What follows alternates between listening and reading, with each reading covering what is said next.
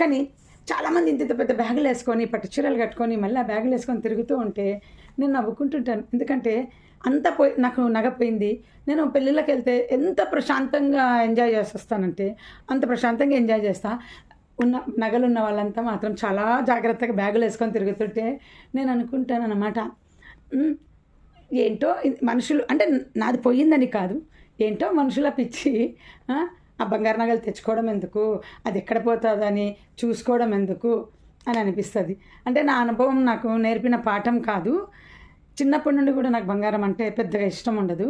ఇప్పుడు కూడా మా పిల్లలకి ఏం చెప్తానంటే, ఫ్యూచర్లో ఎప్పుడు కూడా పార్టీ వేర్ బంగారం 1, 2 కొనుక్కోండి, ఉండాలి శాస్త్రానికి. అంతేగాని పార్టీ వేర్ నగ ఎక్కువ కలెక్ట్ చేయకండి. డైలీ వేర్ గుట్టలు పెట్టుకోండి. డైలీ వేర్ ఉంగరాలు, డైలీ వేర్ కమ్మలు ఎన్నైనా కొనుక్కోండి, ఎన్నైనా మార్చుకోండి.